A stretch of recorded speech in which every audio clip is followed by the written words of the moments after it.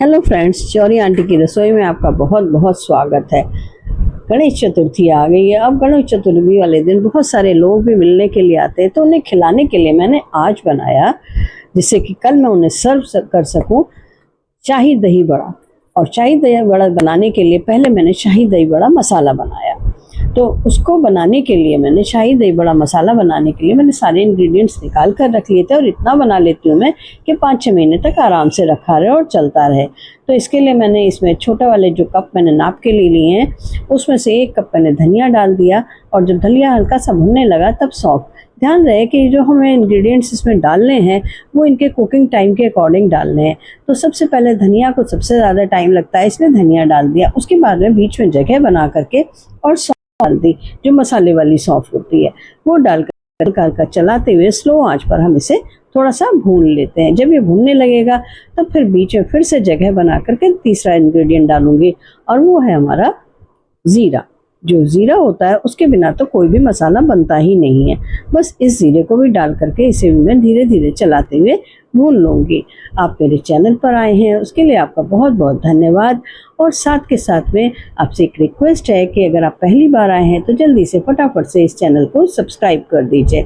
अब मैंने ये सफ़ेद दक्षिणी मिर्च ली है, तो वो सफ़ेद दक्षिणी मिर्च मैं इसमें डाल देती हूँ। 1 चम्मच के करीब सफ़ेद दक्षिणी मिर्च थी, और 4 मैंने बड़ी इलायची कूट करके उसका बीज निकाल लिया था, और 7-8 मैंने लौंग डाली है इसमें। अब इसमें आप जो साबित वाली लाल मिर्च आती है वो आपकी इच्छा है, अगर आप चाहें तो डाल सकते हैं। अब ये मेरा शाही मसाला गया, और शाही मसाला क्या है, हमारे बादाम। तो बादाम ज़्यादा सारे डालने हैं हमें, क्योंकि शाही मसाला है तो बादाम तो ज़्यादा जाने ही है। यानी इसमें 1 सफ़ेद दक्षिणी मिर्च और बादाम। उसके बाद में ये 1 चम्मच मैंने छोटी वाली, जो सबसे छोटी वाली चम्मच होती है, वो हींग डाली। और फिर नमक, इसमें जितना मसाला है उसके अकॉर्डिंग मैंने इसमें नमक डाल दिया, यानी 1 सवा चम्मच के करीब नमक डाल दिया। और फिर इसको तब तक हम भूनेंगे जब तक कि इसमें से खूब अच्छी सी खुशबू नहीं आने लगे और बादाम भी अच्छे से ना भून जाए, क्योंकि जब बादाम अच्छे से भुनेंगे तभी ये पिसेंगे भी बारीक वाले।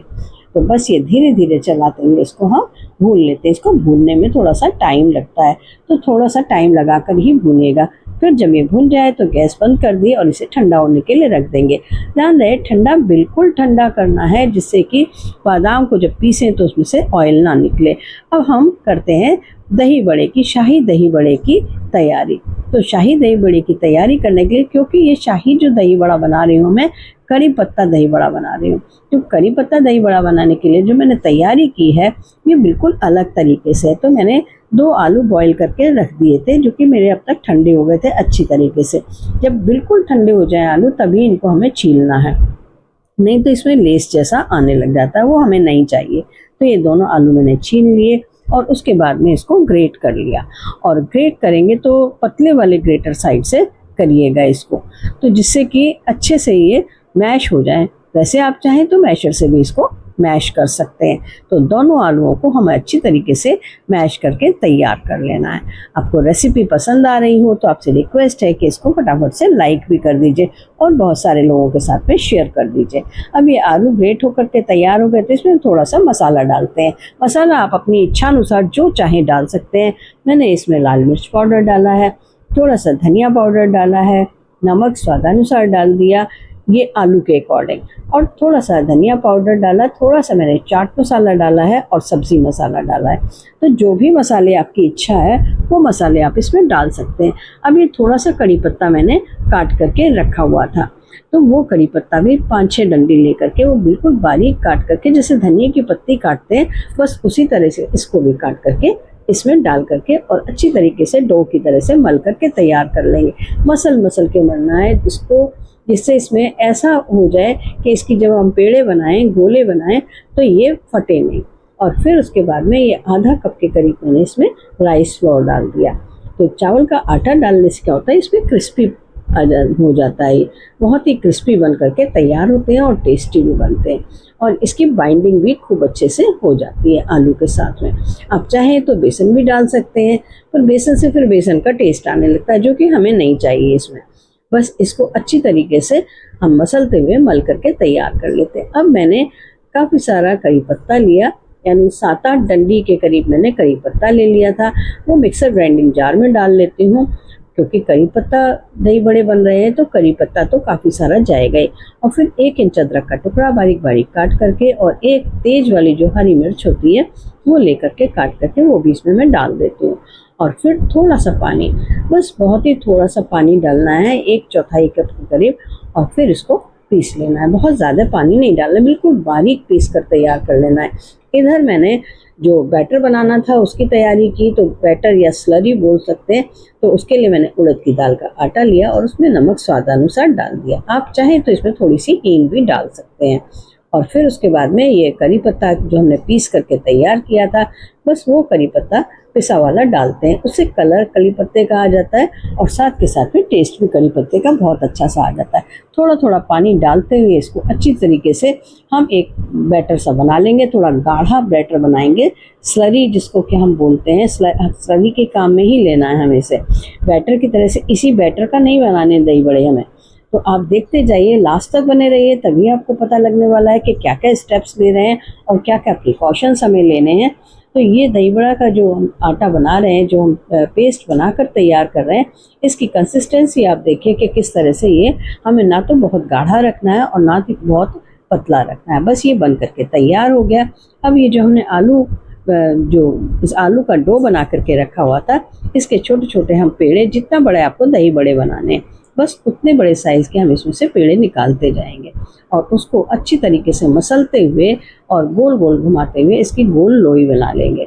और जब गोल लोई बन जाए, अगर आपको गोल लोई बनाने में थोड़ी भी दिक्कत लग रही है तो थोड़ा सा हाथ में पानी लगा सकते हैं या थोड़ा सा ऑयल लगा सकते हैं। तो ऑयल लगा लगा के इसको मैंने इस तरह से चपटा करके और बना लिया। और इसी तरीके से बना करके जब ये इसके सारे कॉर्नर जो है इवन हो गए, तब मैं इसको एक किसी बर्तन में, प्लेट में या पटे के ऊपर रख करके और इसमें होल कर देते। तो मैंने प्लेट में रख करके इसमें बीच में से होल कर दिया, जैसे दही बड़े में होल होता है। हाँ, अगर किसी तरह से ये आपका टूटने लगे, फटने लगे तो चिंता मत करिएगा, थोड़ा सा पानी लेकर उसको दबाते हुए उसको चिपका लीजिए और ये बिल्कुल तैयार हो जाता है। बस इसी तरीके से मैंने बाकी के भी दही बड़े बना लिए। जो दही बड़े बनाने के लिए जो पेड़े थे वो बना करके तैयार कर लिए। और फिर उसके बाद में इधर मैंने कढ़ाई चढ़ा करके इसमें 2-2.5 चम्मच के करीब ऑयल डाल दिया। बहुत ज़्यादा ऑयल नहीं डाला क्योंकि हमें शैलो फ्राई करना है। हाँ, आप चाहें तो डीप फ्राई भी कर सकते हैं। अब जो ये बैटर हमने बना करके रखा हुआ था करी पत्ते वाला, उसमें इसको डिप कर करके सारे जो बड़े बनाए हैं हमने उनको डिप करेंगे, अच्छी तरीके से डिप करेंगे और फिर इसमें कढ़ाई में डालते जाएंगे। आपको लगे कि ऊपर से बैटर हट रहा है तो थोड़ा सा बैटर हाथ से लेकर के इस पर आप डाल सकते हैं। बस स्लो आंच पर इसको धीरे धीरे करके सिकने, पहले तो तेज आंच रखनी है जैसे आम हम डीप फ्राई वाले में करते हैं उसी तरीके से। और जब ये गर्म अच्छे से हो जाता है और इसमें हम डालने लगते हैं, तभी हमें आंच को स्लो कर देना है और बस स्लो गैस पर रख करके हमें इसे पकाने लगना है। जब ये पकने लगे धीरे धीरे, अब इसमें कई जगह पे क्या होता है, कई बड़े ऐसे होते हैं जिसमें से ये होल ख़त्म हो जाता है। तो ये मैंने पतला वाला फॉर्क जो था मेरे पास में, उसके पीछे की साइड से इसके होल में फिर से पक्के कर देती हूँ। तो ये होल पक्के कर देने से क्या होता है कि ये फटते नहीं है और ज़्यादा इसमें अंदर जब हम दही लगाएंगे तो दही भी अंदर तक पूरा डिप होकर के जाएगा। बस इसको खसका के मैंने थोड़ी जगह और बना ली। मुझे लग रहा था कि एक इसमें बड़ा और आ सकता है, तो बस इसके लिए जगह बना लेंगे और जगह बना करके इसमें और बड़ा डाल सकते हैं। यानी आपकी इच्छा है, आप एक एक करके सेकें, दो दो करके सेकें और या फिर ज़्यादा से बड़े भी सेक सकते हैं। जितनी बड़ी आपकी कढ़ाई है, जितने उसमें बड़े आ सकते हैं उतने बड़े डाल करके सेकें। और अगर उसका होल कम हो जाए तो आप उसमें होल को बढ़ा सकते हैं। बस इस तरह से करके इसको सेक लेंगे मीडियम आंच पे।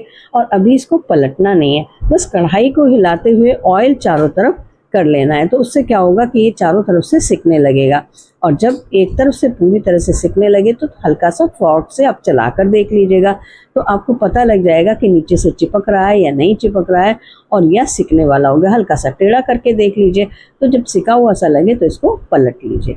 और फिर दूसरी तरफ बार बार अलट पलट नहीं करना है, इसमें एक बार ही पलटना है खाली।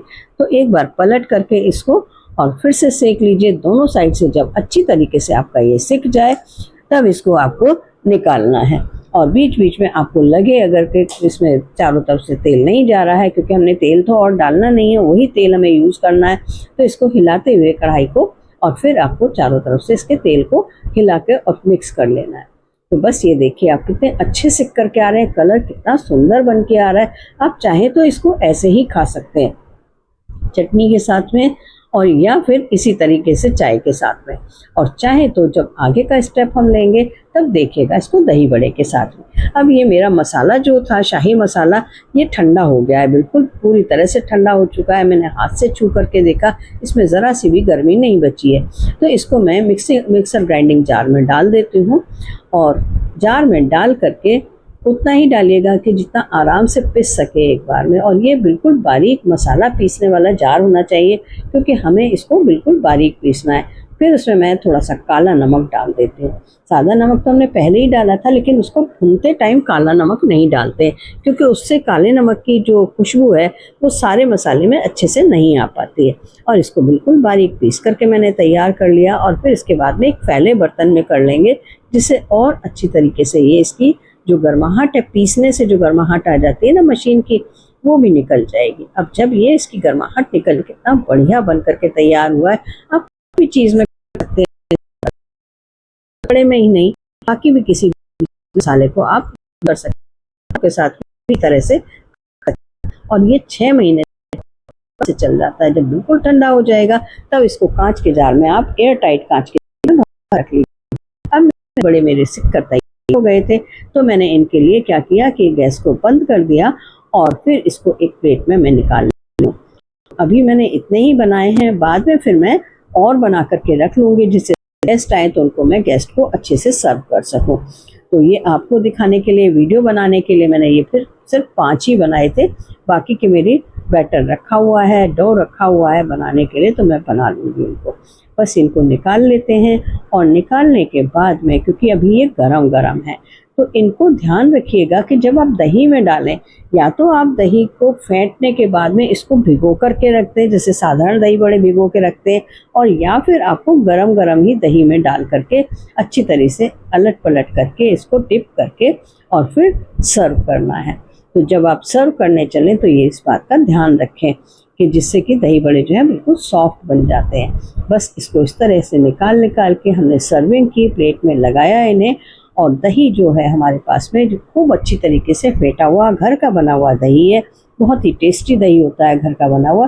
फिर ऊपर से इसमें दही और डाल देते हैं। थोड़ी सी मैंने जो कच्ची आमी होती है उसकी भी बना सकते हैं, या फिर जो सूखी आमी होती है, कैरी होती है ना सूखी वाली, बस सूखी कैरी का, या फिर आप जो खटाई आती है घर में मसाले में, तो उसकी भी ये चटनी बना सकते हैं। तो मेरे पास में चटनी बनी हुई हमेशा रखी रहती है, जिसे हम सौंठ बोलते हैं, और वो सौंठ डाल करके और फिर ये हम अपना स्पेशल वाला शाही मसाला डालेंगे। इसमें शाही दही बड़ा मसाला, और अच्छे से डाल दीजिएगा, बहुत बढ़िया टेस्ट आने वाला है इसका। तो बस ये डालने के बाद में आप इसमें थोड़ी सी लाल मिर्च पाउडर डाल सकते हैं, क्योंकि मैंने लाल मिर्च नहीं डाली है इसलिए अलग से लाल मिर्च पाउडर डालेंगे। आप चाहें तो थोड़ा सा ज़ीरा पाउडर भी, भुना ज़ीरा पाउडर भी डाल सकते हैं। और फिर इसके बाद में ऊपर से, अब करी पत्ते वाली चीज़ है तो करी पत्ता तो ऊपर से आपको लगाना ही है, तो बहुत अच्छी सी आ जाती है। और फिर एक बार ऊपर से थोड़ा सा नमक और स्प्रिंकल कर दीजिए, और फिर खाइए, खिलाइए, मज़े करिए, बहुत ही टेस्टी है। फिर मिलेंगे, बाय।